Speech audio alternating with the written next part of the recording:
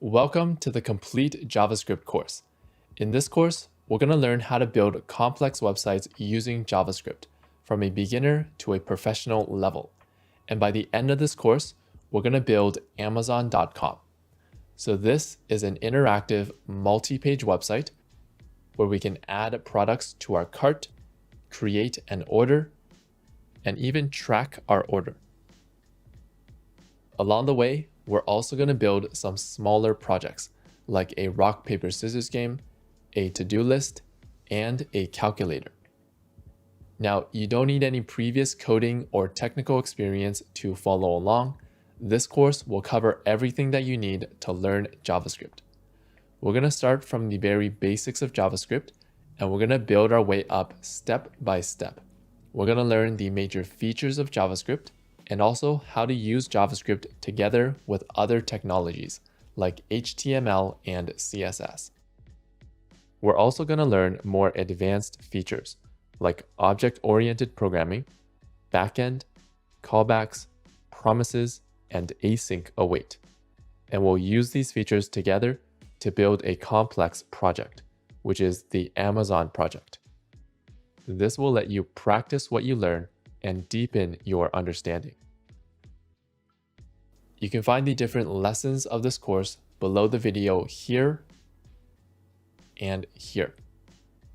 If you need to, you can adjust the speed of the video here.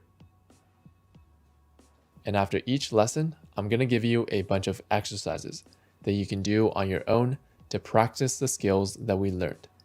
In total, this course will have over 250 exercises. So with that said, let's get started.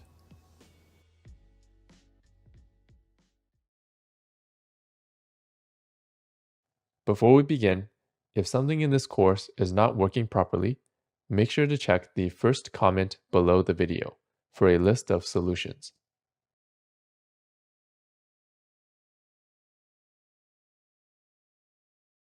I'm going to be doing this course on Windows, but the steps are the same if you're using a Mac. We're going to start from the very basics of JavaScript and build our way up step by step. First of all, what is JavaScript? JavaScript is a technology that we use to create websites. A website is like YouTube.com or Amazon.com. It's how we access YouTube and Amazon on our computer. If we were using a phone, we usually use an app, but on our computer, we use a website. So there's actually three technologies that we use to create websites: HTML, CSS, and JavaScript. Each of these technologies has a specific purpose when creating a website. HTML creates the content of a website. It creates all the buttons, the text, and the images. CSS changes the appearance of the website. By adding CSS, we can make our website look nice. And finally, JavaScript makes our website interactive. So if we only have HTML and CSS, and we click one of these buttons, our website doesn't do anything. But once we add JavaScript, we can make our website do something when we click a button, such as add a product to our cart or create an order. So this course is focused on JavaScript. If you want to learn HTML and CSS in more detail, I have a full course just like this one that you can find in the video description. Let's get started with JavaScript. The first thing we need to do is to install a piece of software called a web browser. A web browser lets us view websites that we create in this course. The most popular web browser for web development is Google Chrome, so I recommend using that. If you don't have Google Chrome, you can open the default web browser on your computer. For Windows, it's Microsoft Edge, and for Mac, it's Safari. Type in google.com at the top and press enter. Search for Google Chrome. Click the result and follow the instructions to download and install. Once we've installed Chrome, we're ready to begin. We're going to start by learning what exactly is JavaScript and how does it work. The easiest way to understand JavaScript is we're basically giving instructions to a computer, and then the computer follows our instructions. I find the best way to learn this is to jump in and give it a try. So first, let's open Google Chrome. Next, we're going to click at the top here and type supersimple.dev/js-basics and press enter. And now we'll learn how to give our computer some instructions to follow. To do that, we're going to go to a blank area of the web page. We're going to right-click, click Inspect, and then click the Console tab. Now, if your console doesn't show up at the bottom like this, you can click these three dots here, and then select this icon. Okay, so inside the console, we can give some instructions for our computer. Let's learn our first instruction. We're going to type here, and we're going to type alert, open bracket, single quote, hello, single quote, close bracket, and semicolon. Make sure to type this out exactly as I have it here. In JavaScript, if you don't type things out correctly, it won't work. So this is an instruction to create a pop-up with the text hello inside. To get the computer to follow our instruction, we can just press enter. And as you can see, the computer does exactly what we tell it to do. It creates a pop-up with the text hello inside. Now let's press OK. And let's give another instruction to the computer. So we're going to type here again, and we're going to type alert again, open bracket, single quote, but this time we're going to type a different message in the pop-up. Good job, and single quote, close bracket, and semicolon. So this is an instruction to create a pop-up again, but this time with the text good job inside the pop-up. If we press enter, the computer does exactly what we tell it to do, and it creates a pop-up with the text good job inside. And that's basically the main idea behind JavaScript. We're giving instructions to a computer, and then the computer follows our instructions. So note that we can open and use this console on any website. We're just using supersimple.dev as an example. Let's press OK. And we're going to learn some terminology, or naming. The instructions we give to our computer, these instructions are called code. When we press enter and the computer follows our instructions, this is called running the code. Now, there are many different languages we can use to write code, called programming languages. It's similar to how we have many human languages that we can use to communicate. Some examples of programming languages are JavaScript, Python, and Java. So here, we're writing our code using the JavaScript programming language. So we call this JavaScript code. Now that we understand the basic terminology, let's look at some more examples of what we can do with JavaScript code. Another thing we can do is math. Let's go back to the console and type here, and we're going to type 2 plus 2. So this is an instruction or code that tells the computer to do some math, to calculate 2 plus 2. When we press enter, the computer follows our instruction or runs this code, calculates 2 plus 2, and gives us the result, which is 4. Let's do another example.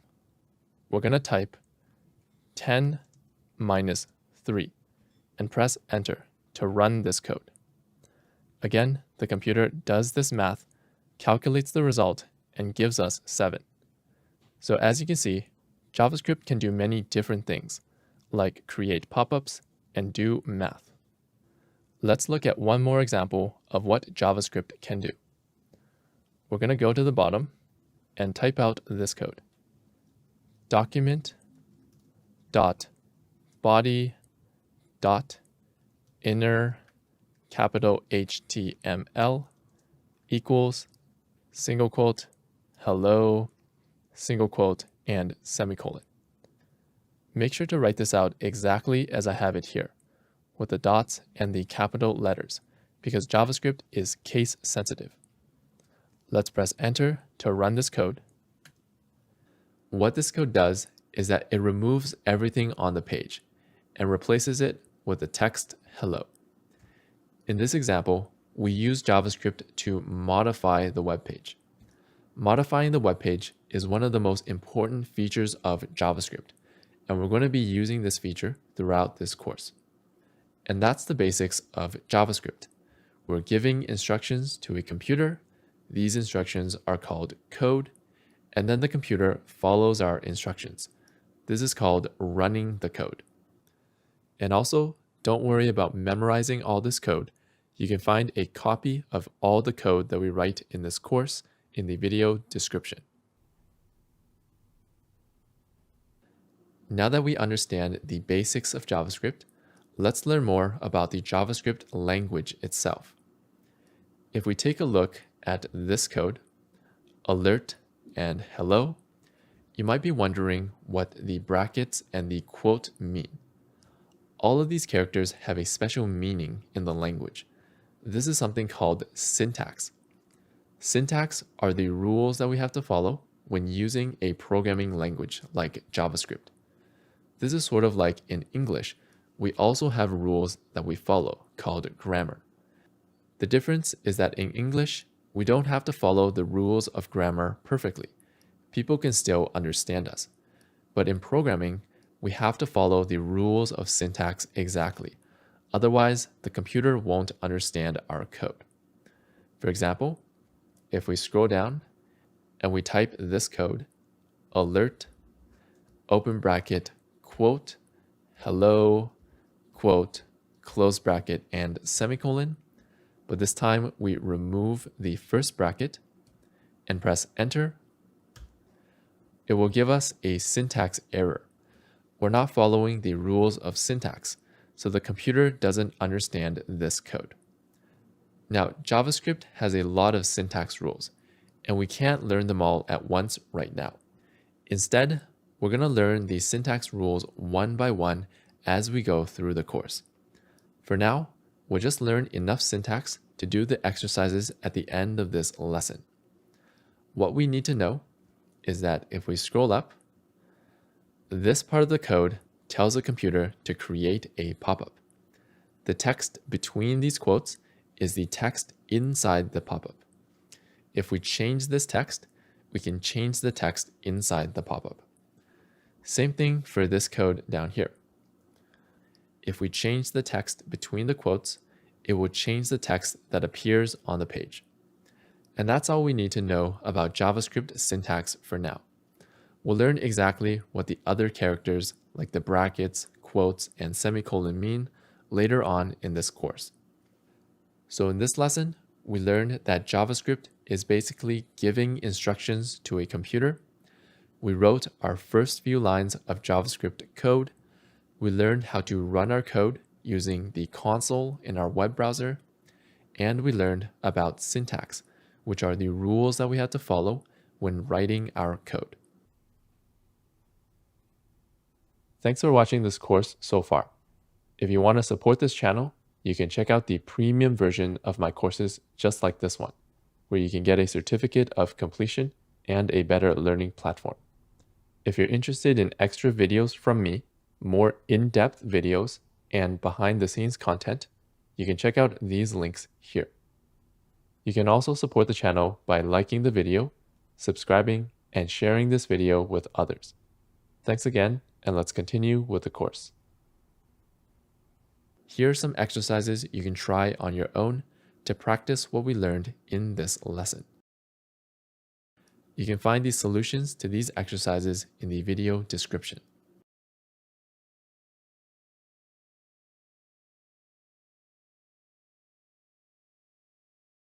Now that we understand the basics of JavaScript, we're going to learn about each feature of the language. In this lesson, we're going to focus on numbers and math. First, we can close the console for now. So I've actually prepared a project that we can use for this lesson.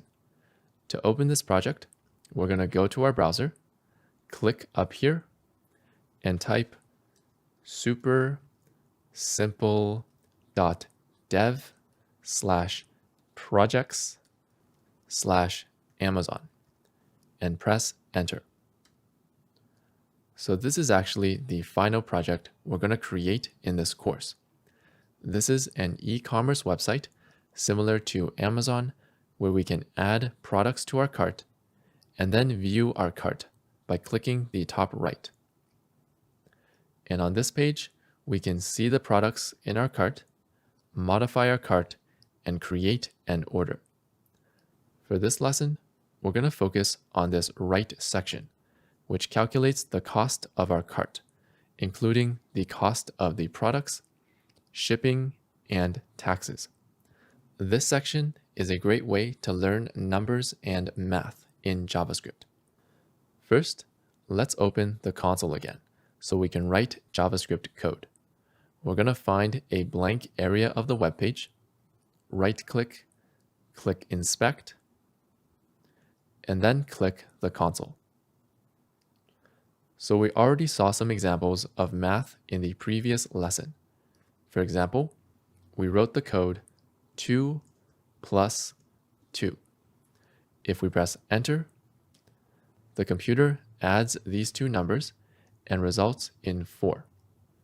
We also did 10 minus 3. If we press enter, the computer subtracts these two numbers and gives us 7. In addition to adding and subtracting, we can also multiply and divide. To multiply, we're going to type 10 star 3 and press enter. So star is the character for multiplying. To divide, we're going to type 10/2 and press enter. So / is the character for dividing. Now let's learn the syntax rules for numbers and math. The syntax for math is pretty straightforward in JavaScript. We just write it out like normal math. We can also do math with more than two numbers. For example, we can add 2 plus 2 and then plus another 2. If we press enter, the computer will add these three numbers together and result in 6. And finally, JavaScript can handle decimal numbers like 2.2 plus 2.2. If we press enter, it will calculate these decimal numbers and result in 4.4. Now let's do some practical examples. We're going to calculate the numbers here in our final project. But first, let's set up our cart so we have the same products in our cart. So make sure in your cart you have 2 socks with free shipping and you have 1 basketball with $4.99 of shipping and nothing else in your cart. If you need to, you can modify your cart by clicking update or delete, or by going to the home page by clicking in the top left and adding any products that you're missing. Once you have the same products as me in your cart and you have the same numbers on the right, we're ready to begin. Let's start by calculating this number up here. This is the cost of the products before shipping and taxes.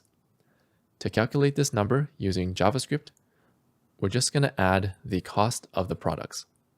So in our console, we're going to add the cost of the socks, which is $10.90. We have 2 of them, so we're going to multiply this by 2. And then we're going to add the cost of the basketball. So plus $20.95. If we press enter, the computer will do this math calculation and give us this number. And if we scroll to the top of our project, you'll see that the number that we got matches what we have on the page. So that's how we use JavaScript to calculate this number here. Let's do another example. We're going to calculate this third number, which is the cost of the products plus shipping. Feel free to pause the video if you want to try it yourself first. Otherwise, we'll do it together. Let's go back to our console, and we're going to add the cost of the products again, which is $10.90 times 2 plus $20.95. But this time, we're going to add the cost of shipping, which is $4.99. So 4.99, and press enter. The computer will do this calculation and give us this number, which matches what we see in the final project. Next, we're going to learn a very important feature of math called the order of operations. Adding, subtracting, multiplying, and dividing, these are called operations, and the characters in the middle are called operators. Now, there's a certain order that we do these operations. For example, if we go back to our console and type the calculation 1 plus 1 times 3 and press enter, notice that it multiplies 1 times 3 first, which equals 3, and then adds 1, which equals 4. Notice that it does not add 1 plus 1 first, which equals 2, and then 2 times 3 equals 6. The way math normally works is that multiply and divide are done first. Add and subtract are done after. This is called the order of operations, and JavaScript follows the same rules. Multiply and divide are done first. Add and subtract are done after. The order of operations is also called operator precedence in JavaScript. One thing to note is that multiply and divide have the same priority. So if we have both in a calculation, it will calculate from left to right. Add and subtract also have the same priority. If we have both in a calculation, it will also calculate from left to right. Another feature of the order of operations is that we can use brackets to control which part of the calculation gets done first. For example, let's type out this calculation again. 1 plus 1 times 3. But this time, we're going to add an open bracket and a close bracket around 1 plus 1. If we press enter, now the calculation inside the brackets will be done first.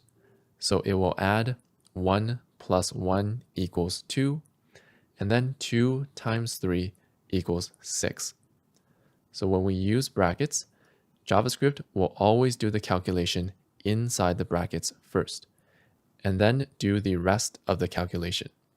Brackets have the highest priority in the order of operations. Now let's learn the syntax rules for brackets. So we just have to have a matching open bracket and close bracket. So something like this doesn't work because we have 2 open brackets and no close bracket. We also need to have a complete calculation in the brackets. So this also doesn't work because 1 plus 1 multiply is not a complete calculation. Now let's do some practical examples using the order of operations.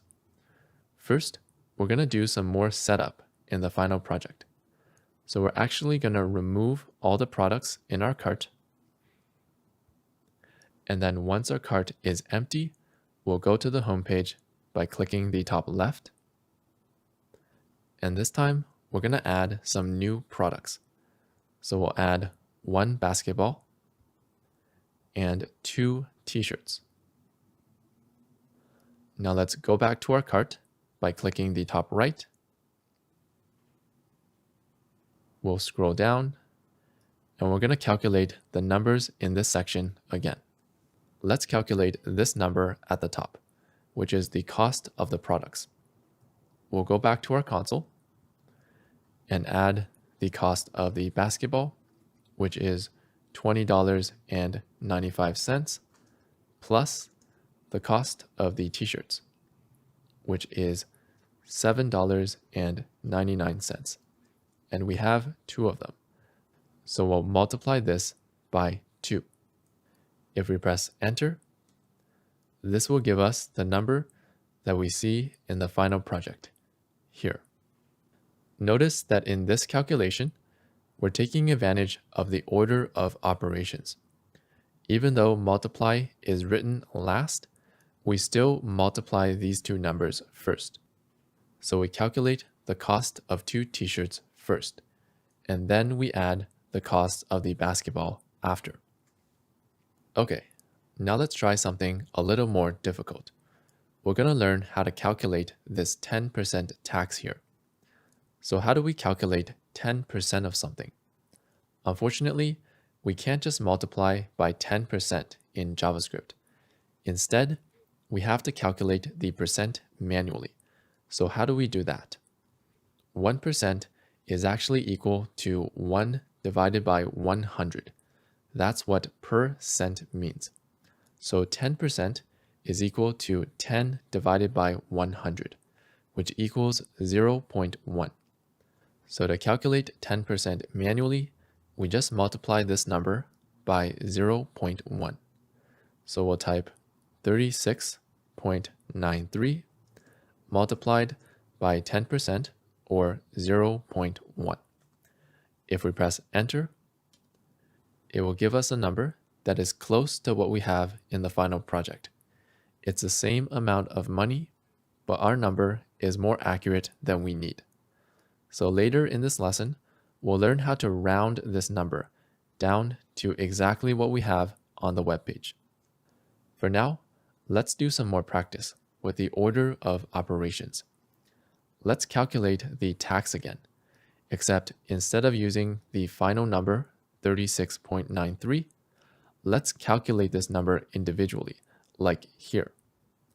So at the bottom, we're going to add the cost of the basketball, 20.95, plus the cost of the t-shirts, 7.99 times 2, and then multiply this by the tax percent, times 0.1, and press enter. Unfortunately, this number doesn't match what we got up here. And that's because if we look at this calculation, according to the order of operations, multiply is done first. So it will multiply these 3 numbers first, and then add 20.95 after. However, this is not what we want. We actually want to calculate this number first. This is the cost of the products. So how do we get the computer to calculate this first, and then multiply by the tax percent 0.1? To do this, we can use brackets to control which part of the calculation gets done first. So let's create this calculation again. 20.95 plus 7.99 times 2. But this time, we're going to add brackets around this part of the calculation to make sure that this gets calculated first. And then at the end, we'll multiply it by the tax percent 0.1. And now if we press enter, we will get the same number that we had before.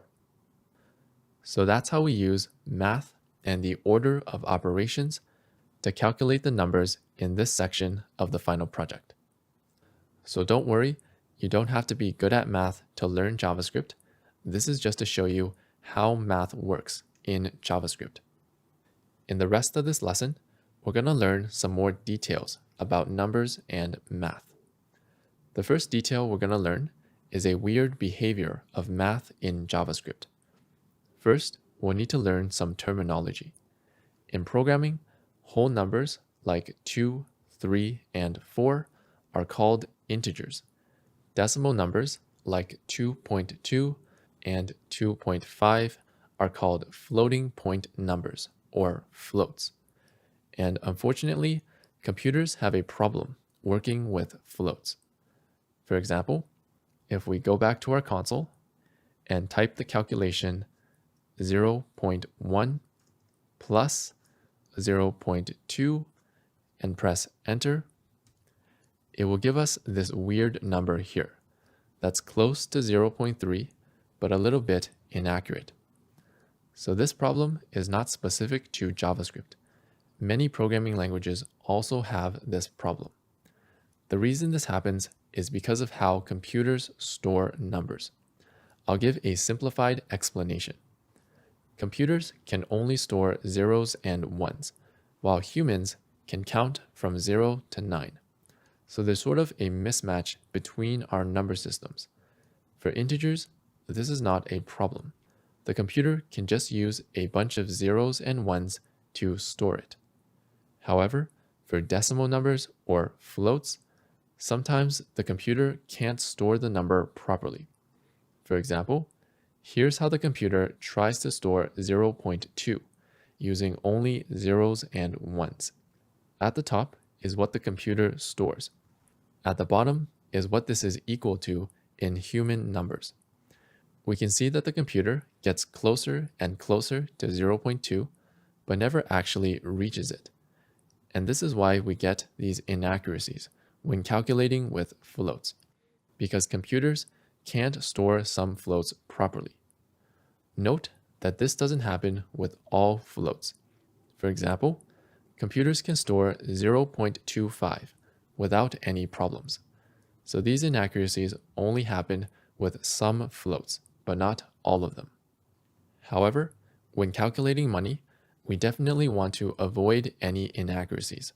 So let's learn how to do that. First, we're going to set up our cart again. So make sure in your cart you have one basketball with free shipping, and this time you have one t-shirt. So we're going to click Update, change this to 1, and click Save. And this t-shirt also has free shipping. Now let's scroll up, and we're going to calculate this number at the top again, which is the cost of the products. Let's go into our console, and we're going to add the cost of the basketball, $20.95, plus the cost of the t-shirt, which is $7.99. If we press enter, calculating with these floats causes the inaccuracies that we saw earlier. So how do we avoid this problem? The best practice when calculating money is to calculate in cents instead of dollars. So instead of $20.95, we're going to calculate 2,095 cents plus 7.99 cents. Notice we're not using floats anymore, so we avoid the inaccuracies. But now this number is in cents, so we need to convert back to dollars. To do that, we'll surround this calculation with brackets to make sure we calculate this first, and then at the end, we'll divide by 100 to convert back to dollars, because there are 100 cents in each dollar. If we press enter and scroll up, that's how we get the exact number that we see on the page. So remember, in programming, calculations with floats are sometimes inaccurate. And when working with money, the best practice is to do the calculation in cents and then convert back to dollars at the end. The next detail we're going to learn is how to round a number in JavaScript. Rounding just means taking a number and moving it to the nearest integer. To round a number, we can use this code. Capital M math dot round. Open bracket, close bracket. So make sure you use a capital M because JavaScript is case sensitive. Now between the brackets, we can put a number that we want to round, like 2.2. If we press enter, it will round this number down to 2. If we do capital M math dot round open bracket close bracket, and between the brackets we put 2.8 and press enter, it will round 2.8 up to 3. Now let's do a practical example with math.round. We're going to calculate the tax again, but this time we're going to round the result to exactly this number on the page. So first, let's calculate the tax. We'll go into our console and add the cost of the products in cents. So 2,095 cents for the basketball, and plus the cost of the t-shirt, which is 7.99 cents. And we'll surround this in brackets to make sure we calculate this first. And then we're going to multiply this by the tax percent, or 0.1. And finally, we'll convert this back to dollars. So let's surround this in brackets as well to make sure we calculate this first. And at the end, we'll divide by 100 to convert back to dollars. So notice here, we can have brackets inside brackets. In this situation, JavaScript will calculate the inner brackets first, and then the outer brackets, and then everything else. If we press enter, this gives us 2.894, which is close to the number on the page. It's the same amount of money, but our number is more accurate than we need. So now let's learn how to use math.round to round this number to exactly 2.89. First, let's create a copy of this calculation. So we'll select it, right-click, copy, and down here, right-click and paste. By the way, if you paste in the console, you might see this warning message. To fix this, you can type allow pasting and press enter. And now you can paste. So let's continue. And we were trying to round 2.894 to exactly 2.89. So one thing we might try to do is to round this entire calculation. However, this will round 2.894 to 3 because it rounds to the nearest integer. Instead, what we want to round is this number here. So remember that this number is the result in cents, which is 289.4 cents. If we round this number, it will round down to 289 cents, which is exactly $2.89. So to round this calculation, at the front, we'll type capital M math dot round. So we already have brackets around this, so we don't need extra brackets.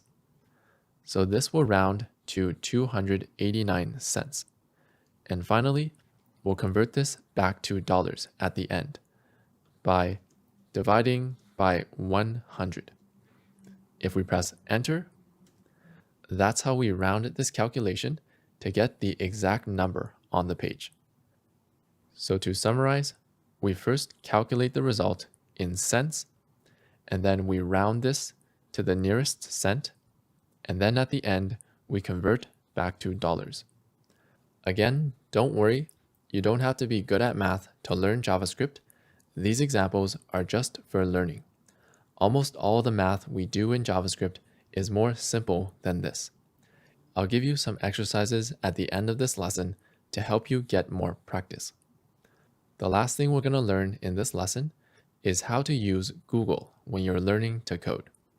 So far, I've been giving you different pieces of code, like alert and math.round.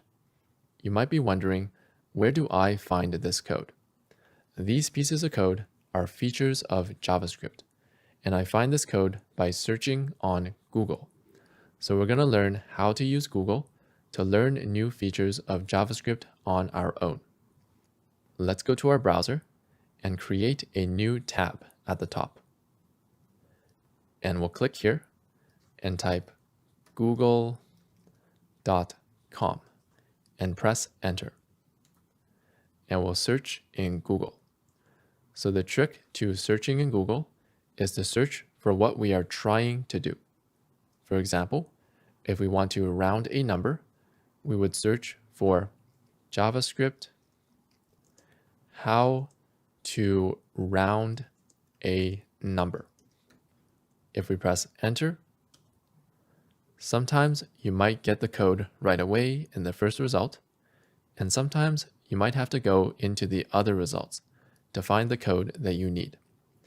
In my example, I see the code math.round in the first result, so I can click into this result, read about what this code does, and also see some examples of how to use it.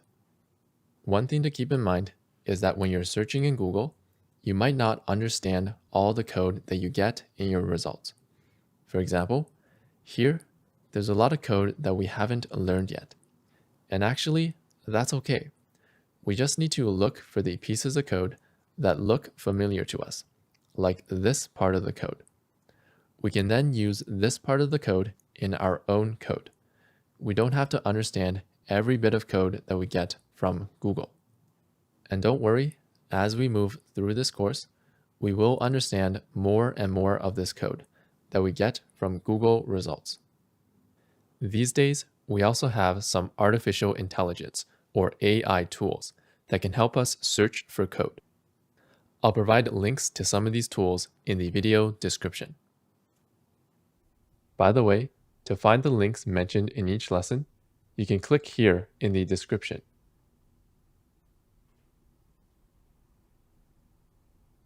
And this page contains all the links mentioned in each lesson. And that's the end of this lesson. In this lesson, we learned how to work with numbers and math. We learned the order of operations and brackets. We calculated the numbers in the final Amazon project. We learned that calculations using floats can be inaccurate and how to avoid this problem when working with money. We learned how to round numbers using math.round, and we learned how to search for code on our own. Here are some exercises to help you practice numbers and math.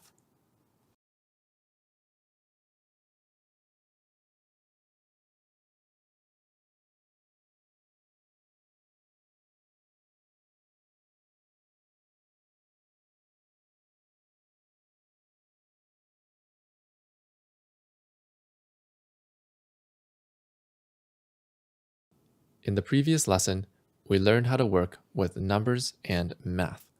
In this lesson, we're going to learn how to work with text, and we're going to create the text in this section of the final project. First, make sure you have the final project open and you're on the checkout page. Also make sure you have the console open on this page. If not, you can go to a blank area, right-click, click Inspect, and then click the console. Now, we're going to learn a feature of JavaScript called strings. A string represents text. Let's go to our console and create our first string. We're going to type single quote, hello, and single quote, and press enter. This is a string, and it represents the text hello. And we've actually seen this code before. In the first lesson, the first piece of code that we learned was alert, open bracket, single quote, hello, single quote, close bracket, and semicolon. This code creates a pop-up on the page. If we press enter, it creates a pop-up. Now inside these brackets, we actually created a string. This string is the text that appears in the pop-up. So as you can see, a string represents text. Let's press OK. And now let's learn the syntax rules for strings. To create a string, we just write some text like hello, and then surround this text with single quotes, one at the beginning and one at the end. We can also add strings together. For example, let's type the string sum plus the string text and press enter. When we add two strings, it combines the strings together into a bigger string. And this makes sense. We're adding two pieces of text together. We can also add more than two strings at a time. For example, we can type the string sum plus the string more plus the string text. If we press enter, the computer will combine all three strings into one big string. By the way, this is called concatenation when we combine strings together. Now, in the previous lesson, we learned about numbers. Numbers and strings are two different types of values in JavaScript. They represent different things. And we can actually check what type of value something is using this code. Type of, and then space, and then a value, like the number 2. If we press enter, type of will tell us that 2 is a number. If we do type of quote hello quote and press enter, it will tell us that hello is a string. Now, what if we added a string and a number together? For example, let's type the string hello plus the number 3 and press enter. So when we add a string and a number, JavaScript will automatically convert this number into a string. So this gets converted into the string hello plus the string 3. And then it combines them together into the string hello 3. This feature is called type coercion or automatic type conversion. Okay, now that we understand the basics of strings, let's do some practical examples. We're going to use strings and numbers to create the text in this section of the project. First, make sure that in your cart, you have one basketball with free shipping, and you have one t-shirt, also with free shipping, and you have no other products. Let's scroll up, and we'll start by creating this text in the top right. So this is the cost of the products, but this time we're going to have a $sign. So instead of just a number, this will be text. So one thing we can do to create this text is just type out the string directly, like quote $28.94 and quote. However, let's actually calculate this number using math. Remember, the advantage of JavaScript is that it's able to do calculations. So instead of typing out 28.94, we're just going to create the string $sign plus, and we're going to calculate this number using math. So we're going to add the cost of the basketball, which is $20.95, plus the cost of the t-shirt, which is $7.99.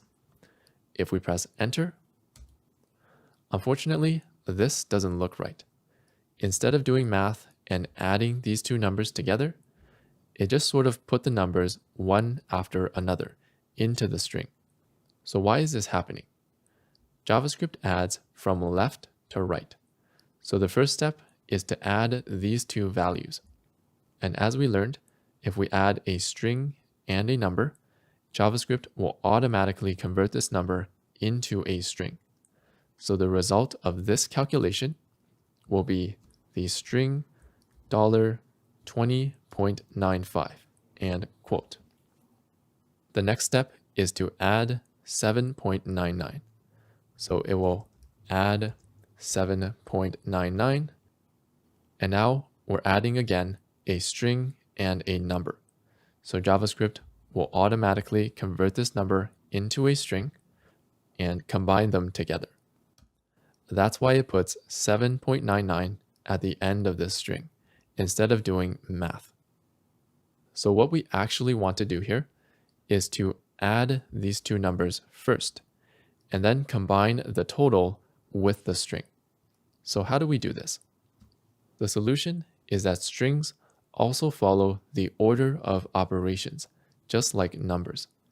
And remember, in the order of operations, we can use brackets to control which part of a calculation gets done first. So let's type this calculation out again. The string $ plus 20.95 plus 7.99. But this time, we're going to add an open bracket and a close bracket around this calculation. This tells the computer to calculate this number first using math, and then combine this result with the string after. If we press enter, now this is doing math, and it solves our original problem. Unfortunately, now we have another problem. This math is inaccurate. So remember from the previous lesson, doing calculations with floats can sometimes cause inaccuracies. And the best practice when calculating money is always calculate in cents and then convert back to dollars at the end. So at the bottom here, we're going to add the string $ plus open bracket, and instead of $20.95, we're going to add 2,095 cents plus 7.99 cents and close bracket. And then at the end, we're going to convert this number back to dollars by dividing by 100. If we press enter, this will give us the text that we see in the final project. Again, strings follow the same order of operations as numbers. Brackets are always calculated first, multiply and divide are done next, and add and subtract are done after. So adding this result to the string is the last step. Now let's do a more complicated example. Let's use strings and numbers to create this entire line of text, not just the dollar text. To create this, we're going to go from left to right. Let's go back in our console, and we're going to start with the string items, open bracket, and here we could just type 2 and close bracket, but let's actually calculate this number as well using math. So this number is the quantity, or the number of products in our cart. Let's go back to our console. We're going to end the string here, and we're going to add, and we're going to calculate the quantity. So we have 1 basketball plus 1 t-shirt. Again, we run into the same problem as before. This gets calculated first and results in a string, and then it will just combine the 1 at the end of the string instead of doing math. To solve this, we're going to use brackets again. So around the 1 plus 1, we're going to add open bracket and close bracket. This tells the computer to add the numbers first and then combine it with a string. All right, let's keep going from left to right. We're going to add the rest of the string, quote, close bracket, colon, and let's just use a space to represent the space between these two. So we'll type a space, $, and then we're going to calculate this number again and add it to the string. So we'll end the string and then plus, and we already did this calculation up here. So we can select this and then right click, copy, and here right click and paste and press enter. By the way, if you paste in the console, you might see this warning message. To fix this, you can type allow pasting and press enter. And now you can paste. And that's how we create this first line of text using strings and numbers. We break up the string into parts, calculate the numbers, and then add the parts back together. All right, now let's take these strings that we created and do something with them. Let's create a pop-up and display this first line of text inside the pop-up. We'll go back to our console and type the code for creating a pop-up, alert, open bracket, close bracket, semicolon, and then inside the pop-up, we're going to display this string. So let's just make a copy of this code. We'll select it, right click, copy, and between the brackets, right click and paste. If we press enter, the computer displays a pop-up with the first line of text of the final project inside. So that's how we use strings to create the text in the final project. And once we create the strings, we can use them in other JavaScript code. In the rest of this lesson, we're going to learn more details about strings. In JavaScript, there are actually 3 ways to create a string. The first way is to use single quotes, which we already learned. For example, we can type single quote, hello, and single quote, and press enter. The second way to create a string is to use double quotes. For example, double quote, hello, and double quote, and press enter. This creates the exact same string as single quotes. So which one should we use to create a string? Single quotes or double quotes? In JavaScript, I recommend using single quotes by default. They're a little easier to read and type.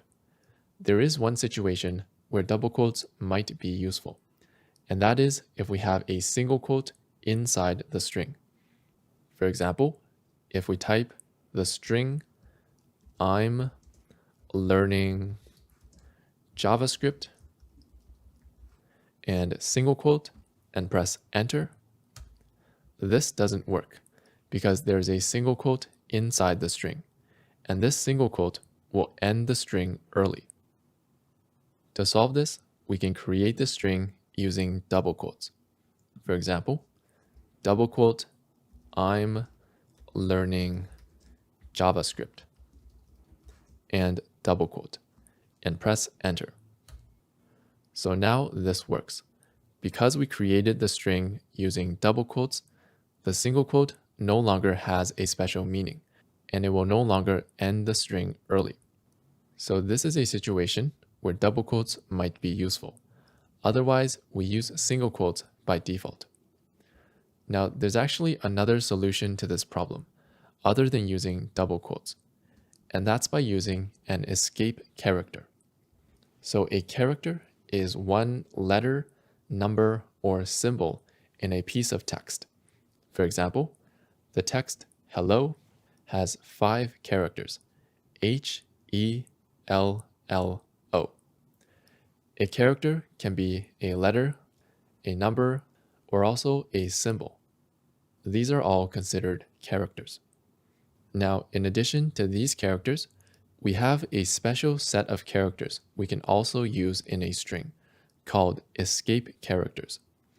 An escape character looks like this: a backslash and then another character, like single quote. This combination actually counts as one character in a string. This character creates a single quote that is just text. It doesn't have a special meaning, and it doesn't start or end strings. For example, we can create this string with single quotes again. So single quote I, and this time we'll use the escape character backslash single quote, and then M learning JavaScript and single quote, and press enter. And now this works because the escape character backslash single quote creates a single quote that is just text. It doesn't start or end the string. Another escape character that's useful to know is backslash double quote. This creates a double quote that is just text. It doesn't start or end a string. The last escape character we'll learn in this lesson is backslash n. This is called the new line character.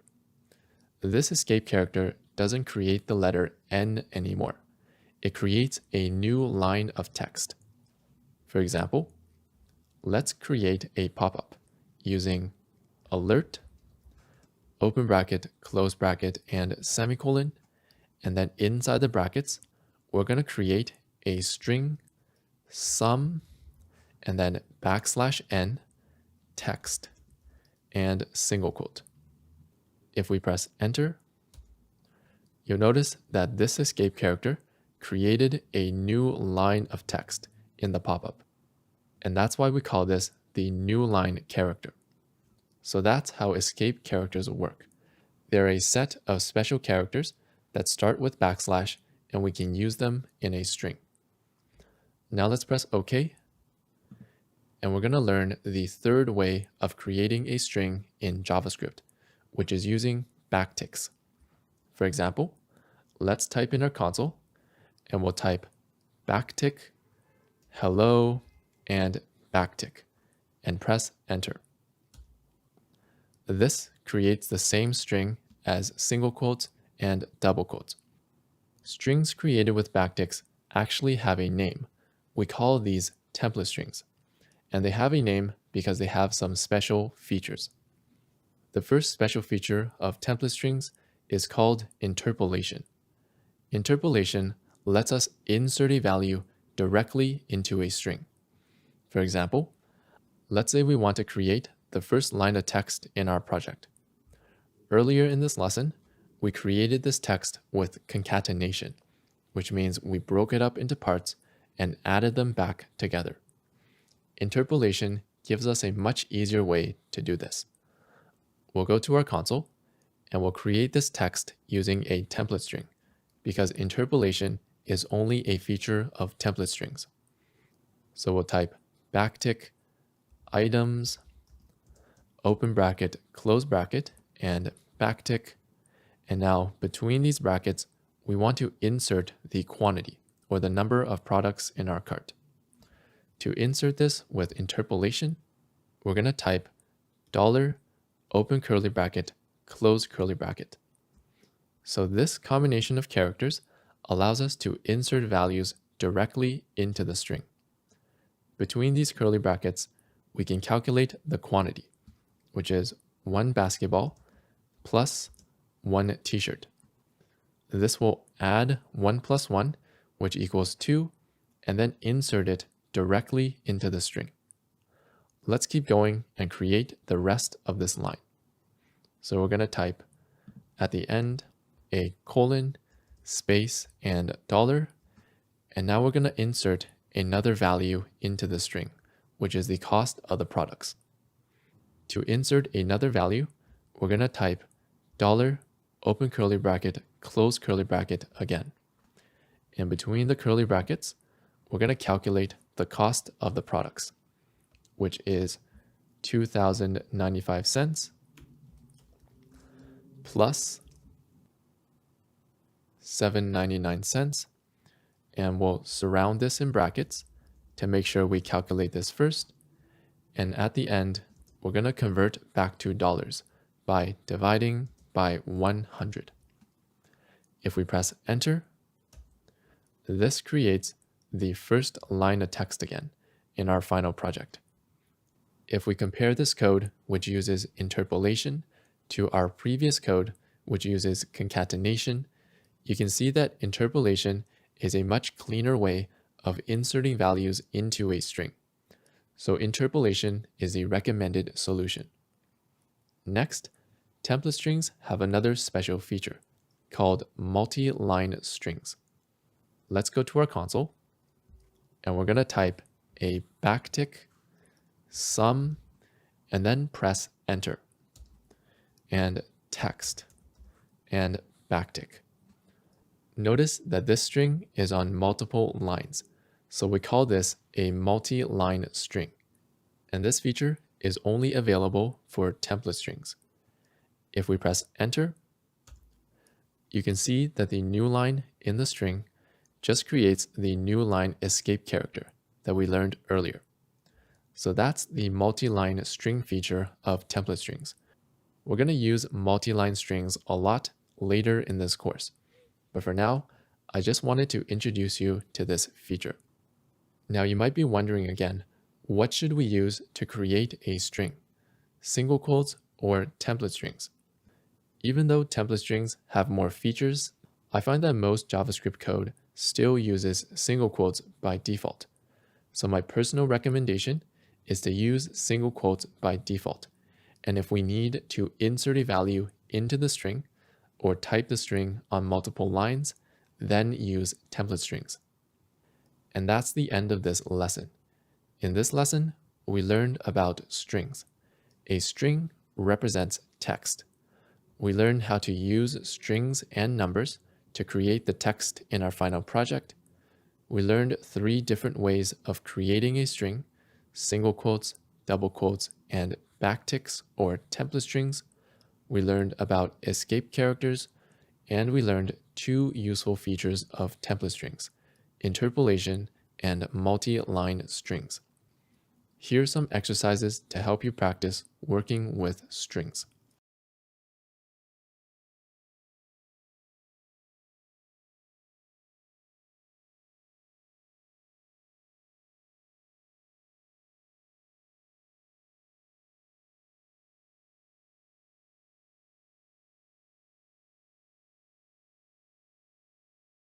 So far in this course, we've learned some basic features of JavaScript, like numbers and strings. In this lesson, we're going to learn how to use HTML, CSS, and JavaScript together.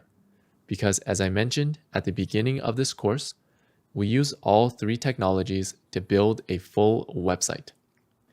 HTML creates the content of a website, like the buttons and the text. CSS changes the appearance of the website, and JavaScript makes the website interactive. The first thing we're going to do is review the basics of HTML and CSS that we will need for the rest of this course. Now, in order to write HTML and CSS code, we'll need to install another piece of software called a code editor.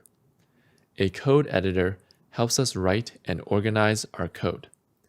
The most popular code editor for web development is called VS Code, or Visual Studio Code.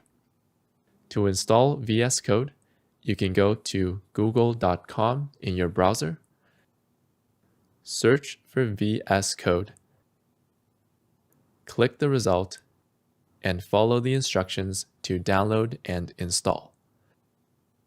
Once we've installed VS Code, we're ready to review the basics of HTML and CSS. We'll start with HTML. HTML stands for Hypertext Markup Language. And just like JavaScript, HTML is also giving instructions to a computer. Now, unlike JavaScript, we can't use the console to write and run HTML code. Instead, we write HTML code inside a file using our code editor. Let's do that right now. We'll start by going to our desktop. So I'm going to close my browser to go to my desktop. And then we're going to create a new folder. So we can right-click, New Folder. This folder is going to contain all the code that we write in this course. Let's name this folder JavaScript-course. Next, we're going to open this folder in our code editor. So let's open VS Code.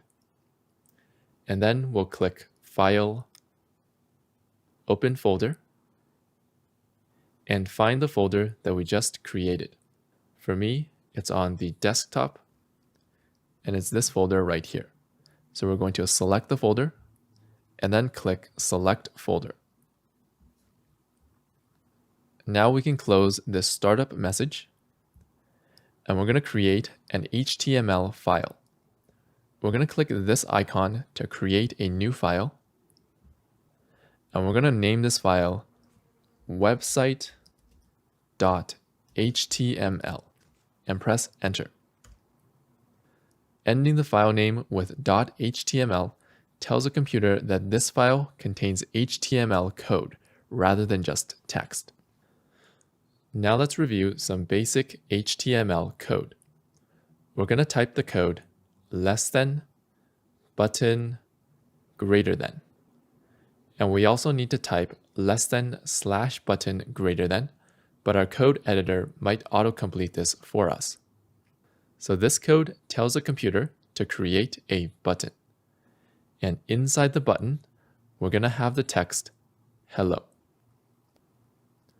Now let's save this file by clicking File, Save, or by typing Ctrl+S on Windows or Command+S on Mac. Now to run this HTML code, we're going to open this file in our browser. Let's go back to our desktop. We're going to open the folder that we created,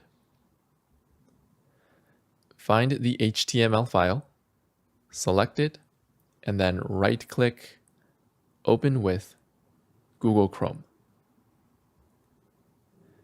As you can see, we have a website, and we created a button with the text hello inside.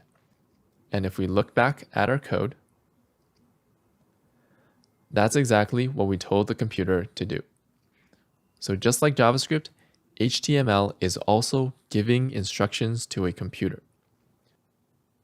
Let's review some more HTML code. First, I'm just going to rearrange my windows here so that it's easy to see the website side by side.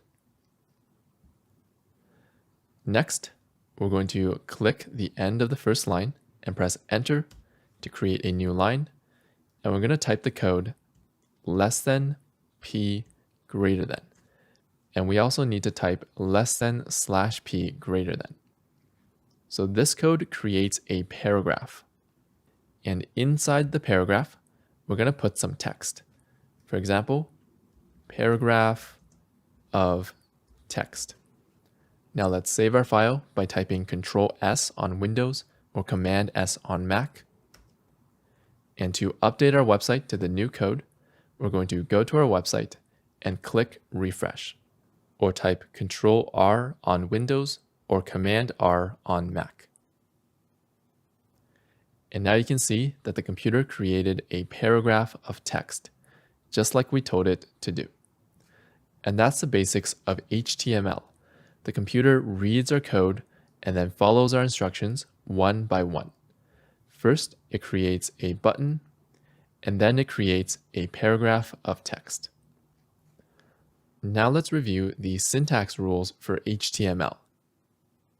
Each of these things that we're displaying on a web page, these are called HTML elements. So a button is a type of HTML element, and a paragraph is another type of HTML element. To create an element, we start with a less than symbol, and then the element name, like a button, and then the greater than symbol. So this whole thing is called an HTML tag. This tells a computer to create a button element. Every HTML tag needs a matching tag. The matching tag follows the same syntax, except it has a slash in front of the element name. So this is called the opening tag, and this is called the closing tag. You can think of the opening tag as the start of the button, and the closing tag as the end of the button. And in between, we have the contents inside the button. In this case, it's the text hello. In addition to text, we can also have elements inside an element. For example, we can go to our paragraph element and we can add a button inside. So less than, button, greater than, and we also need less than / button greater than. And then inside the button, we'll also have the text hello. If we save this file and refresh the page, now our paragraph element has a button element inside. By the way, this is called nesting, when we have an element inside another element. The last syntax rule we have to review is that in HTML, if we have multiple spaces, for example, if we go here and type multiple spaces are combined into one space on the web page. So if we save this code and refresh, you'll notice that all of the spaces that we added only show up as one space on the web page. In addition, in HTML, new lines also count as spaces. So if we go back to our code and we type here and press enter to create a new line, and then save and refresh, notice that the new line doesn't appear on the web page. And that's because this new line here is the same as spaces in HTML. So all of these get combined into one space on the web page. At first, this might seem a little weird, but this feature gives us a lot of flexibility when organizing our HTML code. For example, we can go into our code and add a new line here to separate these two elements and make our code easier to read. Another thing we usually do to make our code easier to read is to put the contents of an element on its own line.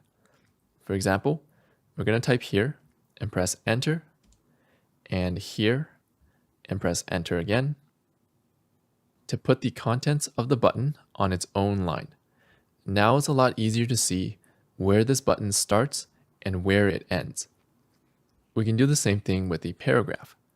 We can type here and press enter, and type here as well and press enter, and then remove some of the extra spaces to put the content of the paragraph on its own line. And now if we save our file and refresh, you'll notice that none of the new lines that we added appear on the web page. By the way, a web page is a single page, like the home page or the cart page. Together, we call this a website. So that's the basics of HTML and HTML syntax. Now let's review CSS. CSS stands for Cascading Style Sheets, and CSS changes the appearance of our website. Let's review some CSS code. We're going to write our CSS code inside our HTML file. First, let's type here and create some new lines at the top. And then at the top, we're going to create a special HTML element called the style element.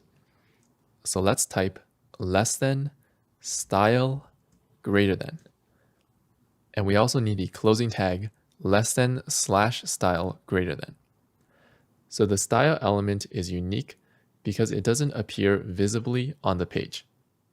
Instead, the purpose of the style element is that it lets us write CSS code inside. So inside here, let's press enter to create a new line, and we're going to type button, open curly bracket, close curly bracket. And then inside the curly brackets, we're also going to press enter to create a new line. So this is CSS code, and this code tells the computer to change the appearance of all buttons on the page. And then inside these curly brackets, we can tell the computer how to change the appearance. For example, we can type background -color : red and semicolon. If we save and refresh, you can see that this CSS code changes the appearance of all buttons on the page and changes their background color to red. Let's do another example. We're going to go back to our CSS code. I'm going to type here and press enter to create a new line. And we're going to add color :white and semicolon. Let's save and refresh. And this CSS code changes the text color of all buttons on the page to white. Let's do one more example. We're going to type the code border: none and semicolon. Let's save this and refresh. And this CSS code removes the border for all buttons on the page. And that's how CSS works. We tell the computer which elements we want to change, and then how to change the appearance of these elements. Now let's review the syntax rules for CSS. This part of the CSS code is called the CSS selector. It tells the computer which elements we want to change.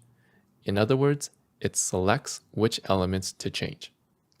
Inside the curly brackets, we have some CSS styles. This tells the computer how to change the appearance. For each style, the left side is called the CSS property. This tells the computer what we're changing. The right side is called the CSS value. This tells the computer what we're changing the property to. For example, this style changes the background color to red. We use a colon to separate the property and the value, and a semicolon at the end to tell the computer that this is the end of a style. So that's the basic syntax of CSS. We tell the computer which elements we want to change, and then how to change the appearance of these elements. The next thing we're going to review is HTML attributes. Right now, this CSS selector changes the appearance of all buttons on the page. However, what if we only want to change the appearance of this one button, and we want to style the other button differently? How do we do that? We're going to review a feature of HTML called attributes. Attributes change the behavior of an element. For example, we're going to go to the opening tag of the first button, and then here we're going to add an HTML attribute by typing space title equals double quotes. And then in between the double quotes, we're going to type tooltip. So this is an HTML attribute, and this attribute adds a tooltip to this button. If you're wondering what a tooltip is, if we hover over some code in our code editor, it'll show us this sort of pop-up with more information. This is called a tooltip when we hover over something and this shows up. So if we save our file and refresh the web page, and now we hover over our button, we can see that the HTML attribute added a tooltip to our button. And then inside the double quotes is the text inside the tooltip. For example, we can actually change this to good job. And if we save and refresh and hover over our button, the text between the double quotes is what shows up in our tooltip. So that's an example of an HTML attribute. Now let's review the syntax rules for attributes. We always put attributes on the opening tag, and we add a space between the element name and the attribute to separate them. On the left side is the attribute name. This tells the computer what we're changing about this element. On the right side is the attribute value. This tells the computer what we're changing this attribute to. For example, here we're changing the tooltip of this element to good job. We separate the name and value with an equal sign and make sure there are no spaces around the equal sign. and we surround the value with double quotes. Now let's go back to the original problem. How do we style these buttons differently? We can do this using a very important attribute called the class attribute. Let's review that right now. We're going to go back to our button, and then here, we're going to type space class equals double quotes. And then inside the double quotes, we're going to type red dash button.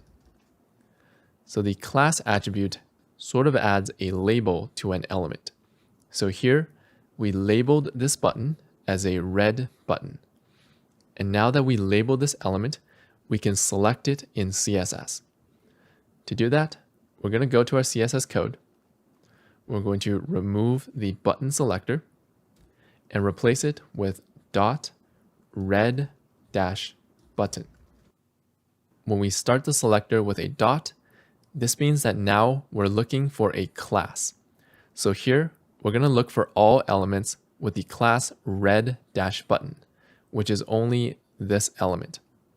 If we save and refresh, now only the elements with the class red button gets these styles. We can also add the same class to multiple elements. For example, we can go to our other button and add the class equals red dash button. If we save and refresh, now these styles get applied to both buttons again, because they both have the class red dash button. If we want to style this button differently, we just give it a different class. For example, we can change this to yellow dash button. And then in our CSS, we can add another selector. So we can type dot. This means we're going to select a class, and we're going to select the yellow dash button class. Open curly bracket, close curly bracket. And then inside here, we can add some styles for the yellow button.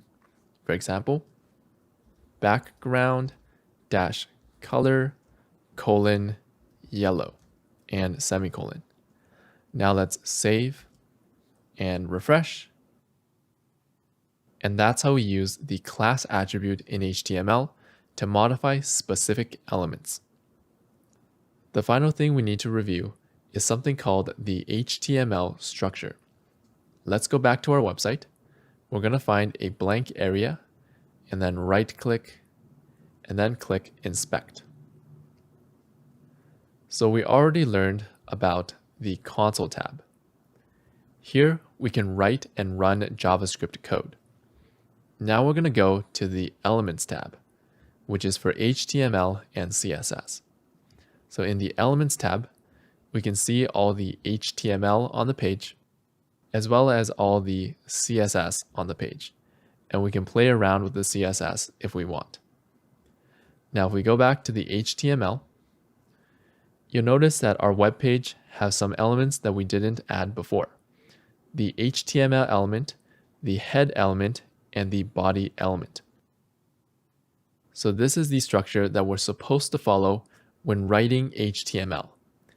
In our code, we didn't follow this structure, so the browser actually adds it for us automatically. However, it's still best practice to follow this structure in our code, because it gives us access to some more features of HTML. Let's review the HTML structure and add it to our code. We're going to type up here, and we're going to create some new lines. And now, every HTML file is going to start with less than, exclamation, doc type in capitals, and then space, HTML, and greater than. This is not an HTML element. It's a special line of code that tells the browser to use a modern version of HTML. If we don't have this, the browser might fall back to an older version of HTML that has less features. Next, we're going to create an HTML element. So less than, HTML, and greater than. The HTML element represents the entire web page. So everything on the web page should go inside this element. And then inside the HTML element, we're also going to split it up into two sections: the head element and the body element. So the body element is supposed to contain everything that is visible on the page. In our example, that would be the buttons and the paragraph. So let's actually select this code, and we're going to right click and cut, and then inside the body, we're going to right click and paste. The head element contains information about the page. In general, everything that is not visible on the page goes inside the head. In our example, that would be the style element. So let's select this as well. We're going to right click and cut, and then inside the head, we're going to right click and paste. And at the bottom, let's just clean up by removing all of the extra new lines. So this is a structure that we're supposed to follow in all of our HTML files. As you can see, this structure uses a lot of nesting, or elements inside elements, to organize our code. Okay, so what are the benefits of following this structure? One benefit is that there are other elements that we can use inside the head. For example, let's type here, press enter, and we're going to add the title element. So the title element sets the text in the tabs. Inside, we can type HTML CSS review. If we save and refresh, the title will show up in the tab. So this is an example of an element that we can now add in the head. Another benefit that we get from this structure is the ability to automatically refresh our web page when we change our code.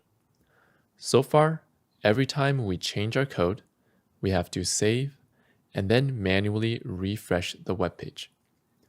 We can actually automate this by following the structure and then installing a VS Code extension. So let's click the extension area, and we're going to search for the extension Live Server and click install. Once we have that installed, we're going to change a setting. Let's open the settings by clicking this icon in the bottom left and then click Settings. At the top, we're going to search for Live Server. And we're going to look for a setting called Live Server Custom Browser. And we're going to change this to Chrome. Now, if Google Chrome is already your default web browser, you don't need to do this step, but it's nice to know. Now let's close the settings and go back to our code.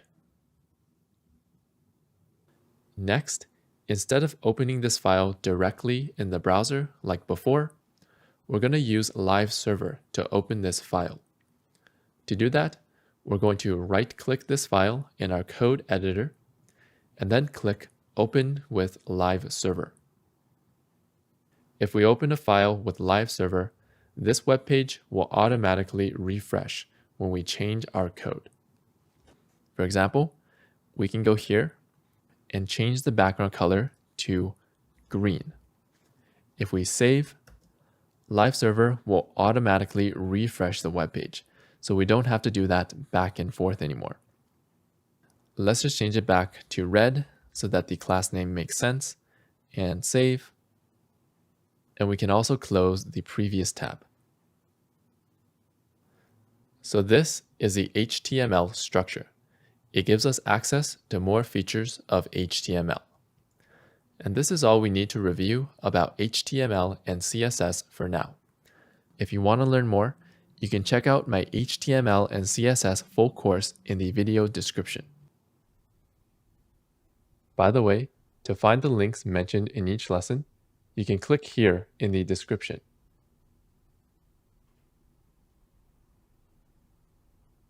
And this page contains all the links mentioned in each lesson.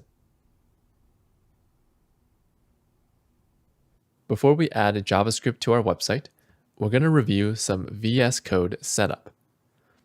So you notice that many of these lines have spaces at the front. These spaces are called indents, and indents make our code easier to read.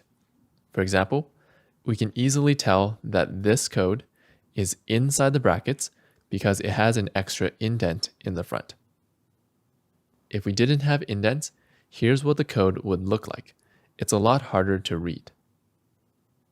To add an indent, we can type at the beginning of the line and press Tab. To remove an indent, we can press Shift Tab or just use backspace. Now, by default, VS Code uses 4 spaces per indent. However, in HTML, CSS, and JavaScript, we usually use 2 spaces per indent. So we're going to update this setting. Let's go to our settings by clicking this icon in the bottom left, and then click Settings.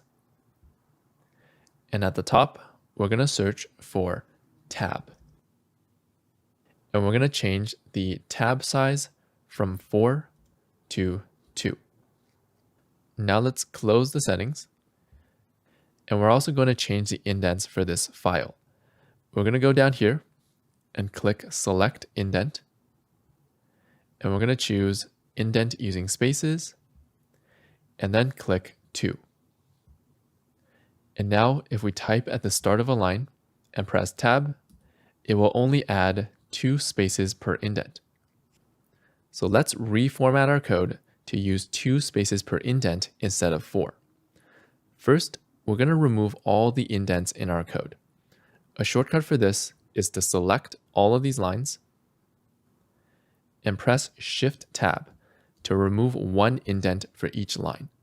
So we're going to keep pressing Shift Tab until we remove all the indents. Next, we're going to add the indents back using a similar shortcut.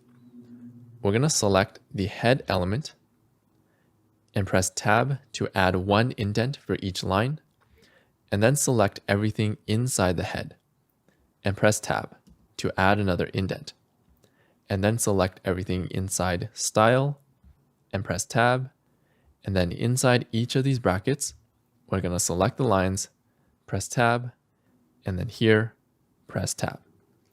We'll do the same thing for the body element. We'll select all these lines and press Tab. We'll select everything inside the body, press Tab, and then inside each of these elements, we're going to press Tab and press Tab. Now, if we save, our website will look the same because all we did was adjust the indents. So there's one other setting in VS Code that we're going to set up, which is line wrapping. If you look at this line of code, you can see that it's really long, and we need to scroll horizontally to see the rest of the line. Instead, we're going to make this line wrap around if it gets too long. Let's go back into our settings by clicking here, and then click the settings. And then up here, we're going to search for wrap. And we're going to look for editor word wrap. And we're going to turn this on. Now, if we close our settings and go back to our code, this line, which is really long, will wrap around to the next line instead of us having to horizontally scroll. So that's the VS Code setup that we need: 2 spaces per indent and line wrapping. Finally, we're going to add JavaScript to this website. So we learned that we can use the console to write and run JavaScript. Well, there's actually another way to run JavaScript, which is inside an HTML file. Let's learn how to do that. So we learned that HTML has a special element that runs CSS code called the style element. Well, HTML has another special element that runs JavaScript code, and this element is called the script element. So inside our body, at the bottom of the body, we're going to add less than script greater than and the closing tag less than / script greater than. And inside the script element, we can put some JavaScript code.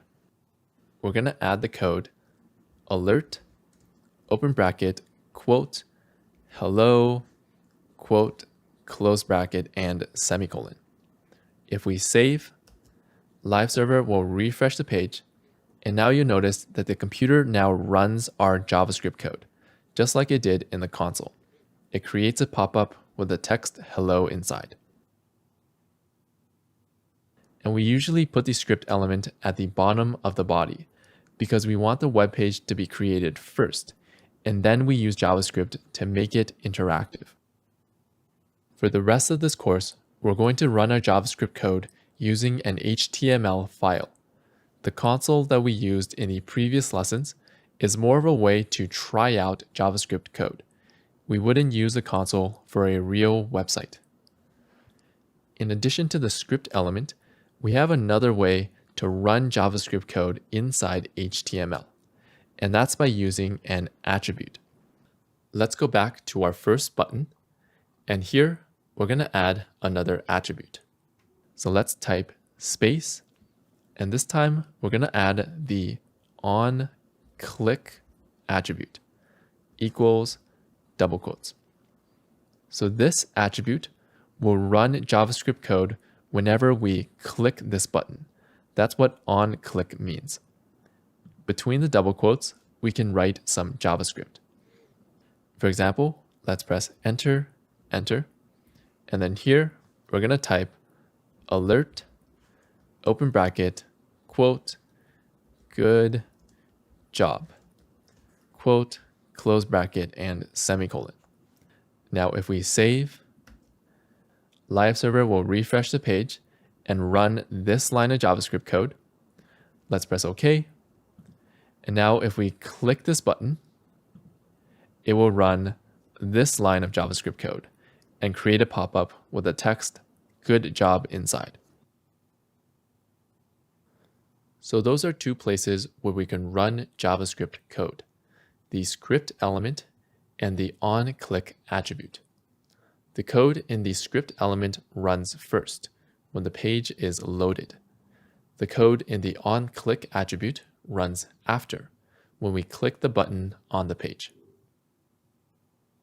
And that's how we use HTML, CSS, and JavaScript together on a website. Notice that everything starts from HTML.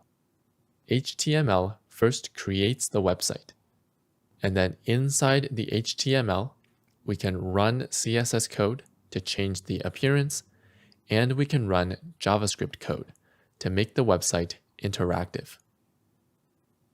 Now let's learn some new features of JavaScript that we haven't seen yet in this course. The next feature we're going to learn is called comments. Comments are pieces of code that the computer ignores. So let's create our first comment. We're going to go down to the script element here and type //. So this is a comment. Anything after the double slash will be ignored by the computer. So we can type anything we want, like this is a comment. If we save, it ignores this line and creates the pop-up in the next line. Now let's close this pop-up and learn why we use comments. Comments are useful for providing more information for people reading our code. For example, we can create a comment above this code, like this code creates a pop-up. This comment helps others and ourselves understand what this code does. So that's one way we use comments. Another way we use comments is if we don't want to run some code anymore, but we also don't want to delete it. For example, this code creates a pop-up every time we refresh the page. And this can be annoying. So I want to stop running this code, but I also don't want to delete it because you might want to review this code later. So what we can do here is to add a double slash in front of this line to turn this code into a comment. Now, if we save, the computer will ignore this line of code and not create the pop-up. This is called commenting out the code. It's useful if we don't want to run some code anymore, but we also don't want to delete it for informational purposes. So JavaScript has another syntax for writing comments, and that syntax is /* and */. Here, anything between the stars is a comment. This is called a multi-line comment because between the stars, we can write a comment on multiple lines. For example, we can type multi, enter, line, enter, comment. On the other hand, double slash is known as a single line comment. Now, just like JavaScript, HTML and CSS also have comments, but they use a different syntax. If we scroll up to our HTML, here we can type less than, exclamation, dash dash. And we also need dash dash greater than. So anything between these double dashes is a comment. For example, this is a comment. In CSS, to create a comment, we can type /**/. So it's the same multi-line comment as JavaScript. Between the stars, we can add a comment. So this is a comment. If we save our file, nothing changes on our web page because comments are ignored by the computer. The last feature of JavaScript we're going to learn is called console.log. Let's go back to our code. And at the bottom in the script element, we're going to type the code 2 + 2. So we learned that this code in JavaScript does some math. However, if we save this file, where is the result of this math? So we might think that the result will show up in the console, but if we right-click, click Inspect, and then click the console, you'll notice that the result doesn't show up here either. And that's because before we were running 2 + 2 inside the console. So the result shows up in the console. But now we're not running this code in the console anymore. We're running this code on the web page. So how do we see this result? The solution is we're going to redirect this result back to the console. To do that, we're going to use this piece of code. Console.log, open bracket, close bracket, and semicolon. Console.log will display whatever's between the brackets back in the console. So if we move this code between the brackets, so we select this and then right click, cut, and then between the brackets, right click, paste, and save, the result of this code is displayed back in the console. And console.log works for any code that we learned so far. For example, we can use strings. So let's create a new line and type console.log, open bracket, close bracket, semicolon, and then between the brackets, let's type some strings. Quote, some, quote, plus, quote, text, quote, and save this file. Again, it will display the result of whatever's between the brackets back in the console. So that's how we see the result of JavaScript code that is running in a file. We use console.log. And that's the end of this lesson. In this lesson, we reviewed the basics of HTML and CSS. We set up our code editor, VS Code. We learned how to load JavaScript inside an HTML file using the script element and the onClick attribute. We learned how to create comments, and we learned how to use console.log. Thanks for watching this course so far.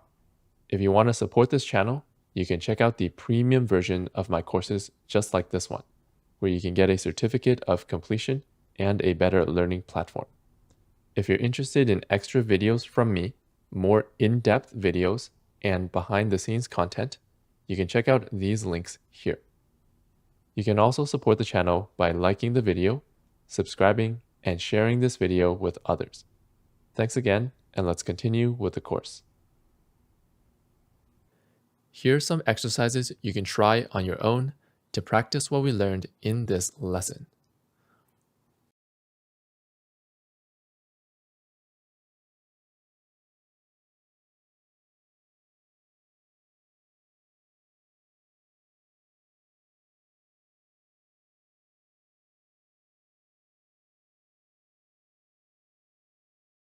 In this lesson, we're going to learn the next feature of JavaScript called variables.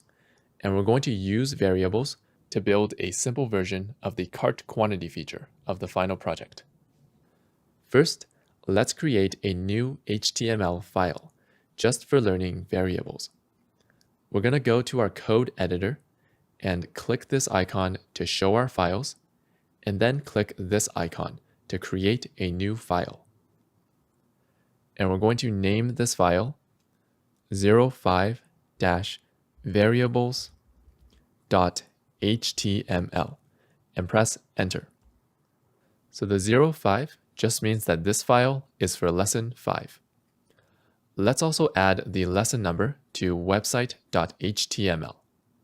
We'll select this file and then right-click, rename, and then at the front, we'll add 04- and press enter. Next, we're going to copy all the code in website.html to variables.html.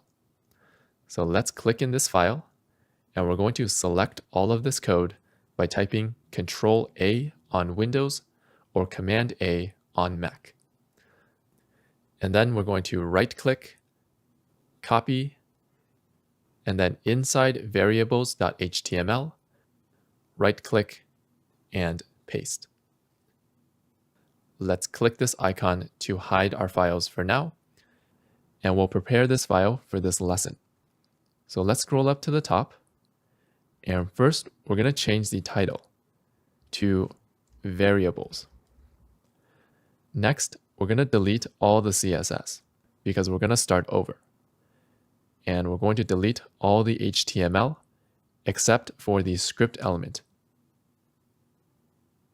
And let's delete all the JavaScript from the previous lesson. And finally, let's save. And we'll open this file in our browser by right-clicking and then open with Live Server. And now we can close the previous tab and the previous code for now. Now we're ready to learn variables. First of all, what is a variable? A variable is like a container. We can save a value, like a number or a string, inside a variable, and then use it later. Let's do an example and create our first variable. Inside the script element, we're going to type the code let and space. The word let creates a new variable. And now we're going to choose a name for our new variable. Let's name this variable1. So this creates a variable or a container named variable1. And now we can save a value inside this variable. To do that, we're going to type space equals space, and then a value, like a number or a string. So let's save the number 3 inside, and we'll type a semicolon at the end. So here, we used the let to create a new variable. We named this variable variable1, and we saved the value 3 inside this variable. Now that we saved this value, we can use it later. For example, let's type a new line and type the code console.log, open bracket, close bracket, and semicolon. Remember from the previous lesson that this code displays whatever's inside the brackets in the console. So far, we put a value inside, like the number 2. If we save, and then go to our website and open the console, so right-click, inspect, and then click the console, we can see that the number 2 was displayed in the console. So now let's try replacing this value with the variable that we created above. So instead of 2, we're going to console.log variable1. If we save, notice that it now displays 3. So it's displaying whatever value is saved inside the variable. As you can see, we can save a value inside a variable and then use that variable later on. Let's do another example. We're going to create another variable. So we're going to create some new lines and we'll type let. And this time, let's name this variable calculation. And we're going to type space equals space to save a value inside this new variable. And this time, instead of just a number, we're going to save a calculation. 2 plus 2 and semicolon. So this will calculate 2 plus 2 and then save the result, which is 4, into the variable. If we console.log, open bracket, calculation, and semicolon, and save, it will show us that the value 4 is saved inside calculation. Now let's try this code. We're going to type a new line and then console.log, open bracket, and calculation again, and plus 2 and semicolon. So here we're using a variable inside a calculation. What this does is that it takes whatever value is saved inside the variable. Right now it is 4, and then substitutes that value into the calculation.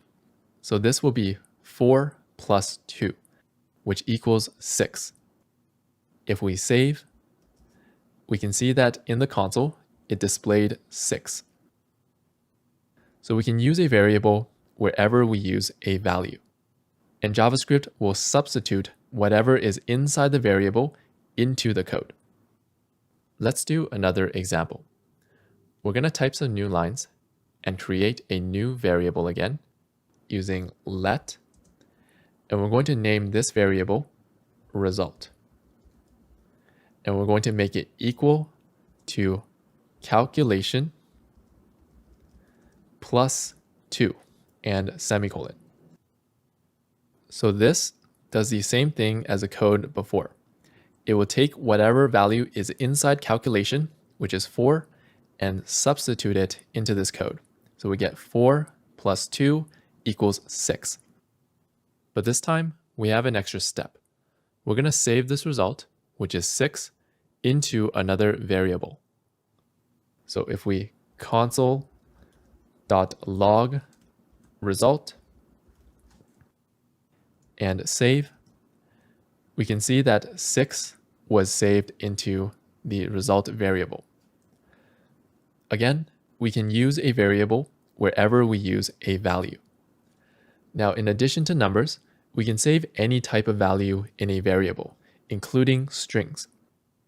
For example, let's create a new variable using let, and let's name this message. And we're going to save inside this variable a string this time. So quote, hello, quote, and semicolon. Again, we're going to console.log this variable. So console.log and message, and a semicolon at the end. If we save, it will show us that the string hello is saved inside this variable. Okay, now that we learned how